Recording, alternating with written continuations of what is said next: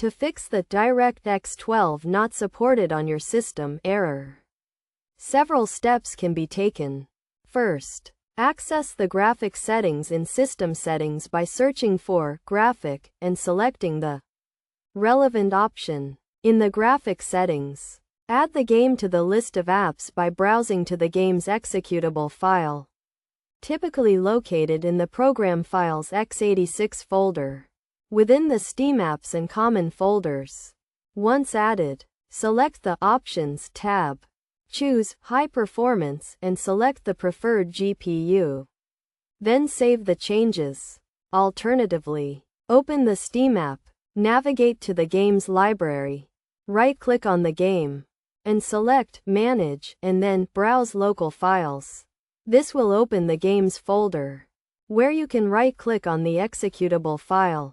Select Properties and enable Disabled Full Screen Optimizations, and run this program as administrator in the Compatibility tab.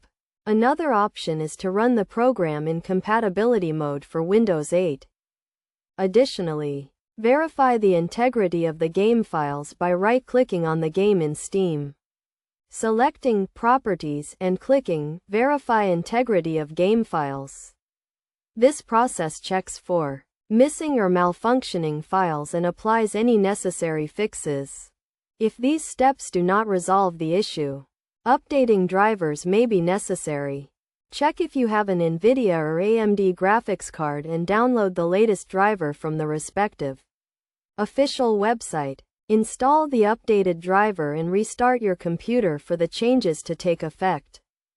Finally, check for any available Windows updates by typing Update in the search bar and selecting Check for updates. If updates are available, download and install them, allowing Windows to restart and apply the updates as needed. By following these steps, the DirectX 12 not supported on your system error should be resolved, and the game should function properly.